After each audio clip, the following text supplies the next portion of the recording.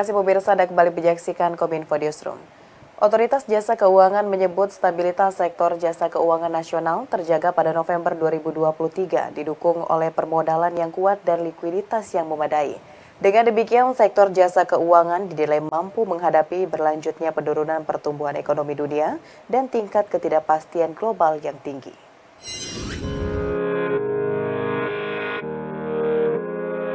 Otoritas Jasa Keuangan menyebut stabilitas sektor jasa keuangan nasional terjaga pada bulan November 2023 yang didukung oleh permodalan yang kuat dan likuiditas yang memadai. Kendati demikian, Ketua Dewan Komisioner OJK Mahendra Siregar tetap mendorong lembaga jasa keuangan untuk terus memonitor potensi risiko, termasuk melakukan stres tes ketahanan terhadap gejolak pasar serta melakukan strategi mitigasi risiko guna menjaga ketahanan, permodalan, dan likuiditas. Hal tersebut dilakukan agar sektor jasa keuangan dapat terjaga stabil dan berkontribusi optimal bagi perekonomian nasional. Optimisme juga turut dipengaruhi peluncuran insentif fiskal, moneter, dan sektor keuangan di Tiongkok untuk menahan penurunan kinerja perekonomian di Tiongkok, termasuk dalam mengatasi permasalahan di sektor properti. Sementara itu, tensi geopolitik global melanjutkan peningkatan seiring berlanjutnya konflik di Timur Tengah dan beberapa perkembangan pemilihan umum politik di negara-negara maju. Selain itu, tekanan kenaikan harga komoditas pangan diharapkan mereda seiring dengan pelemahan El Nino, dan perkembangan tersebut mendorong penguatan pasar keuangan global dan penurunan volatilitas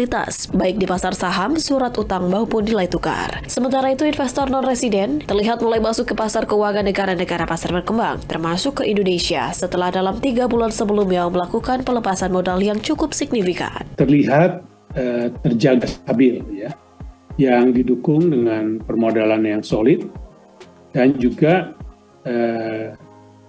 tingkat modalitas yang baik, ya, dalam menghadapi berbagai risiko ketidakpastian di masa yang akan datang.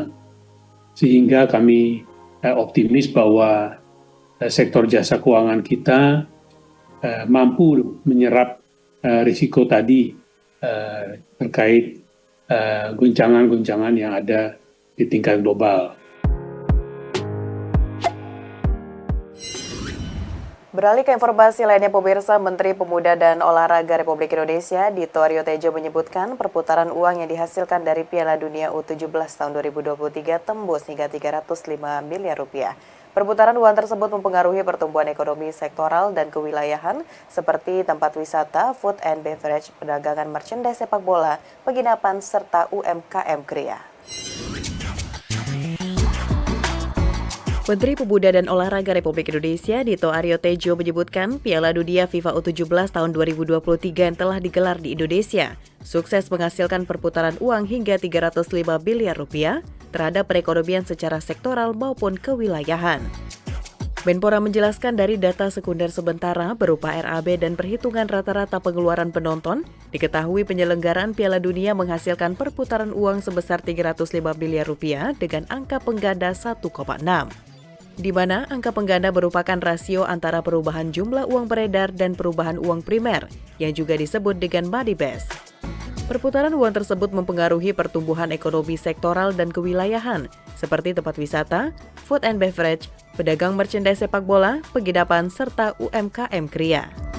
Menurut analisis ekonomi, tambahan nilai produksi barang dan jasa di Indonesia yang dihasilkan dari penyelenggaraan Piala Dunia U17 di 4 daerah adalah sebesar 250 miliar rupiah. Dan dapat disimpulkan bahwa penyelenggaraan Piala Dunia U17 berdampak pada perkembangan ekonomi berdasarkan sektor sebesar 0,02%. Diketahui dari penyelenggaraan Piala Dunia menghasilkan perputaran uang sebesar 305 miliar. Dengan angka pengganda sebesar 1,6. Angka pengganda uang atau money multiplier itu merupakan rasio antara perubahan jumlah uang beredar dan perubahan uang primer yang juga disebut monetary base. Sementara itu, perputaran uang mengukur berapa kali satu unit mata uang digunakan untuk membeli barang dan jasa dalam waktu tertentu. Dan konsep perputaran uang menghubungkan besarnya aktivitas ekonomi dengan jumlah uang beredar. Ketiga, perputaran uang tersebut tentunya akan mempengaruhi pertumbuhan ekonomi sektoral dan kewilayahan. Menurut analisis ekonomi berbasis perhitungan IO 2016, tambahan nilai produksi barang dan jasa di Indonesia yang dihasilkan dari penyelenggaraan di U17 di 4 daerah sebesar 250 miliar. Presiden Joko Widodo menggelar rapat terbatas atau ratas bersama sejumlah jajarannya di Istana Merdeka. Salah satu agenda ratas tersebut membahas rencana pendirian Dana Kepariwisataan Indonesia. Pengelolaan Dana Pariwisata Indonesia tersebut nantinya akan dikelola oleh Lembaga Pengelolaan Dana Pendidikan.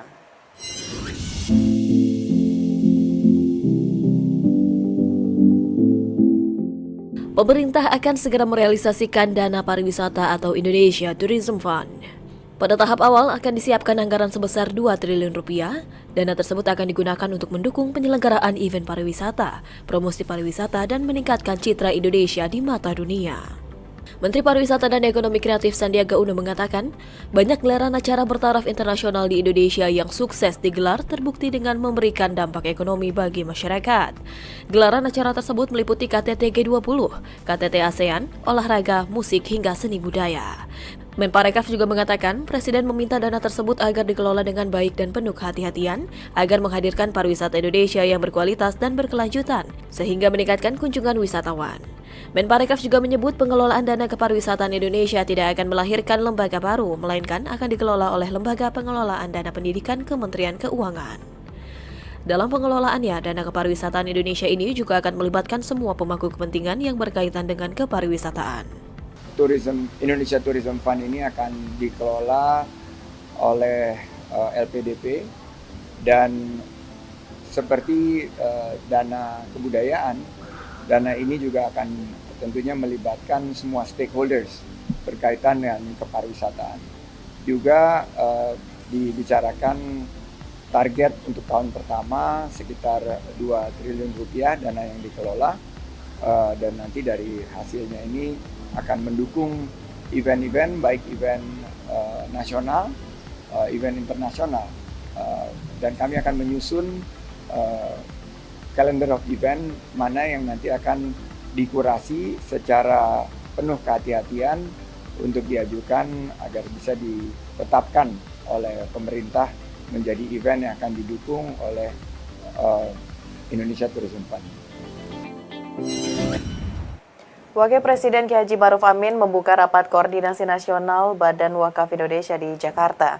Dalam kesempatan tersebut, Wapres menegaskan bahwa puncak-puncak peradaban umat ditandai oleh praktik wakaf yang hebat, mulai dari sektor pendidikan, kesehatan, dakwah, ekonomi, pertahanan, dan sebagainya. Wakil Presiden Ma'ruf Amin menyebut perwakafan di tanah air menunjukkan jejak kemajuan yang positif dan terus berkembang. Hal tersebut disampaikan Ma'ruf saat membuka Rapat Koordinasi Nasional Badan Wakaf Indonesia atau Rakornas BWI yang berlangsung pada Senin 4 Desember 2023 di Jakarta. Banyak penerima manfaat program sosial, pendidikan, kesehatan maupun pemberdayaan ekonomi serta UMKM telah merasakan dukungan dan manfaat langsung dari pengelolaan wakaf produktif. Kesadaran berwakaf pun jauh meningkat jika semula hanya dimiliki generasi yang telah berumur lanjut. Kesadaran berwakaf mulai bergeser ke generasi muda, lintas profesi, dan struktur sosial. Hal ini karena munculnya beragam instrumen wakaf produktif. Jika semula wakaf dominan bersifat sosial, seperti dikemukakan oleh Pak Nuh, kini wakaf telah bertransformasi dalam bentuk pengelolaan yang lebih produktif dan mendukung pemberdayaan masyarakat. Dalam kesempatan tersebut, Wapres juga menyampaikan pemangku kepentingan wakaf semakin luas, tidak hanya menjadi bidang tugas Kementerian Agama dan Badan Wakaf Indonesia, namun melibatkan banyak kementerian dan lembaga hingga industri perbankan syariah. Dari sisi pengelola wakaf atau nadzir, kesadaran akan pentingnya profesionalisme, kompetensi, dan tata kelola yang baik terus bertumbuh.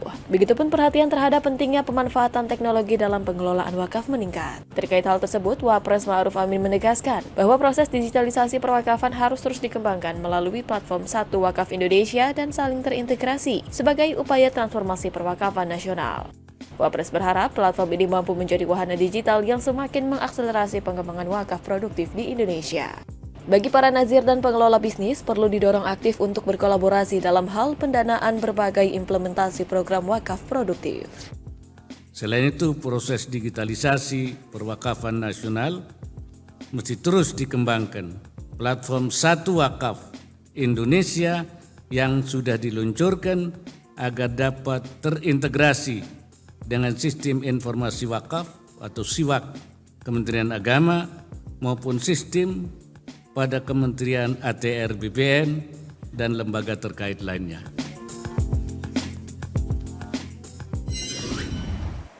Pemirsa, sejenak kami akan kembali dengan informasi lainnya. Tetaplah bersama Kominfo Newsroom.